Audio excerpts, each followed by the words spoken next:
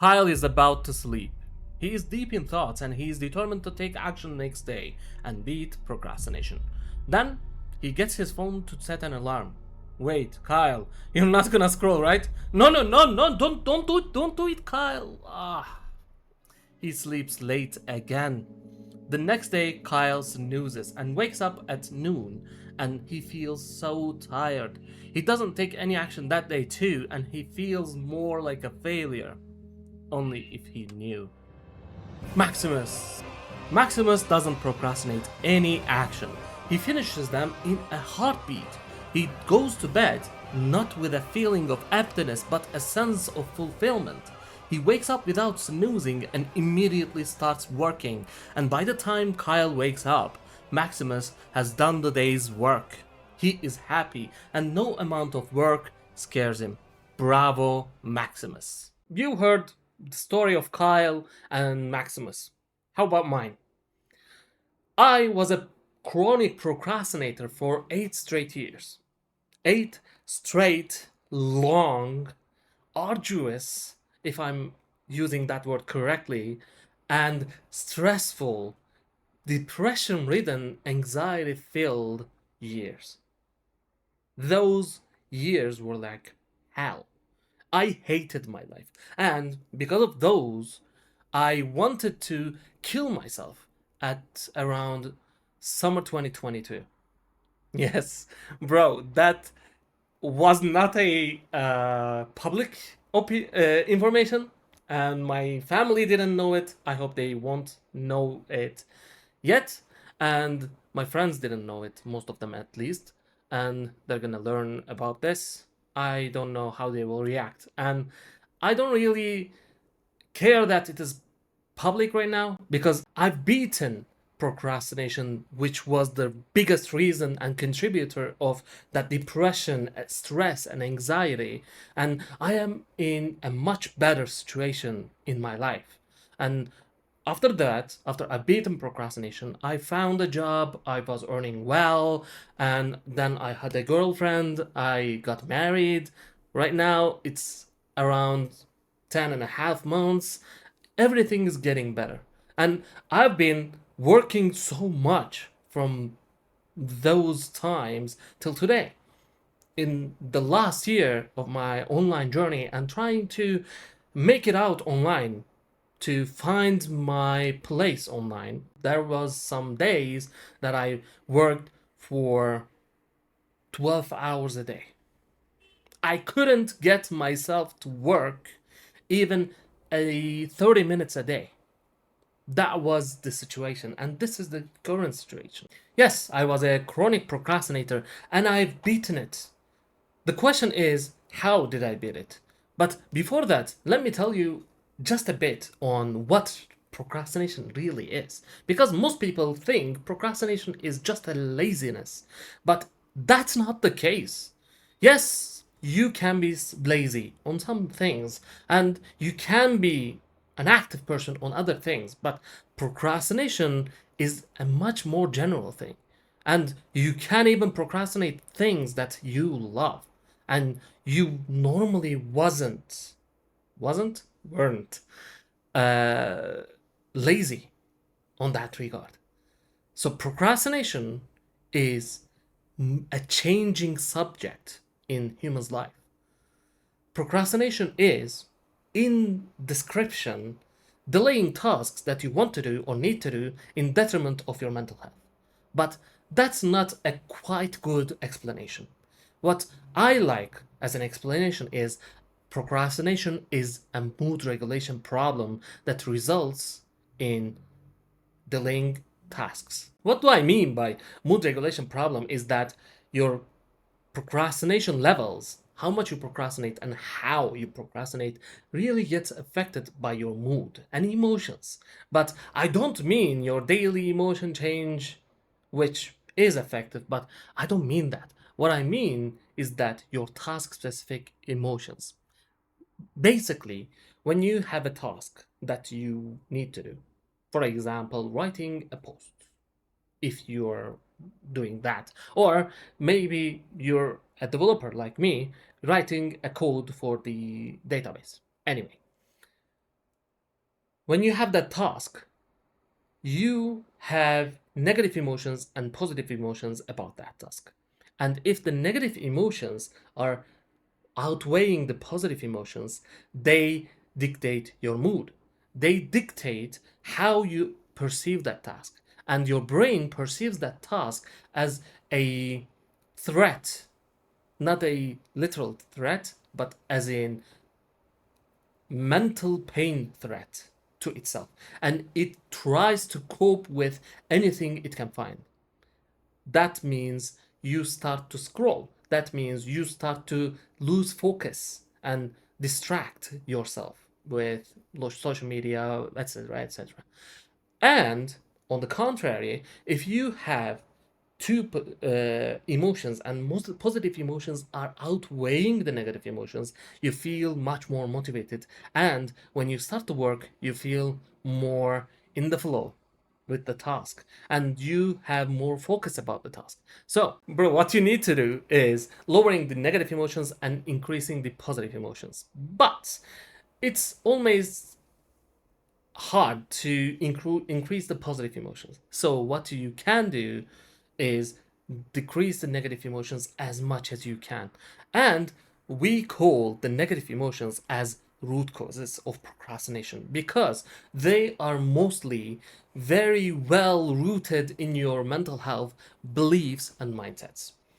I'm not going to get into the mechanic of procrastination, etc., etc., but what you need to understand is that root causes are the root result, not results, sorry, root problems that occur as procrastination. So, what kinds of root causes do we have?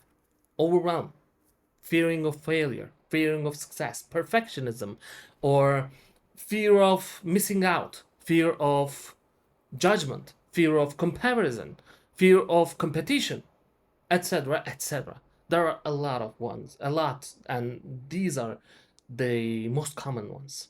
So, we know what is procrastination. We know how the root causes affect it. And I can tell you an easy solution to procrastination. This is a short term and momentary solution that will save your today. It will not be a long term solution that will affect your 10 years, but it's a very important step for starting today because you will start, sorry, you will build long term procrastination free zone in your life with short term wins. So, for the short term and momentary solution to save the day, what you need to do is start small. That's very common as an advice, but the reason is that it's very true. You need to focus the first step, then the second, then the third. You need to have the visual image of all the steps and you need to understand how many steps there is. But as long as you start doing actions, you have to kind of forget about the other steps. What you need to do is only focus the next step. With procrastination, there is a all or nothing fallacy. You will never be 100% productive. And that's quite inhumane. You just don't need to be 100% productive because if you beat 50% of your procrastination, you're going to be ahead of 99% of people because everyone procrastinates and everyone will procrastinate because even the most productive ones because we are human. We are human, we are weak, and we have to have that down times. And that may sometimes become less productivity. And that's okay, as I said. But before going on that regard, you are right now procrastinating so much and you don't work very effectively. For example, you have just 1 hour of deep and effective work. If you make it 2 hours, that's twice as much. First, focus on that. First, focus on improving from yesterday. And you'll understand that it is an improvement. The important part is always being in on improvement. It is not, and I'm stressing it, it is not being a robot. From 1 hour today, you won't be working 12 hours tomorrow. That's an all or nothing fallacy. And in time, you'll reach those 12 hours days when you need to, but it's not gonna be today. And you have to beat that all of nothing fallacy. You have to improve your mindset around this. To achieve results in productivity, the mindset change and root cause elimination and removal is the key. This is the long term solution. What you need to do on the long term is work on your beliefs, work on your mindsets, and really understand why you have that fear of failure, why you feel that you're gonna be a failure, whatever you're gonna try to do. That's something that most of us have. I know I had, because I had a very rough childhood, what, partly from my parents and partly from my school life that I won't get into right now because I might feel more emotional after that. Anyway, uh, what do I need to do on that regard is really understand when I feel like I am gonna be just a bit, not gonna be, sorry. I have, sorry for starting to stutter, because even though I didn't speak, I had the uh, visuals came into my mind. So sorry for that. Getting focused again. I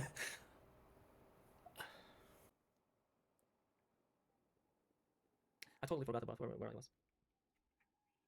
Fuck yeah, man. Past is on the past. We need to focus. Anyway, what do I need to do on feeling like a failure? Whenever I feel like there is a possibility of failure, I feel an immense anxiety, and I start to feel a stomach. That's rooted deep on my childhood, and it's quite new discovery for me. I've been working on healing my past and childhood traumas on that regard, but I just realized and learned that I had a similar experience for 2 years, 2 straight years, almost every day when I was a child. So that was rooted in my childhood. Anyway, I'm not going to be talking like a full on psychiatrist or psychologist. What you need to do, in shortly, is find out those root causes by journaling, by sitting in silence, by observing yourself and your emotions. Then changing your beliefs and mindsets around that so that you could be easily removing them from your life. So, this is it. You need to start small for short term and remove root causes for the long term.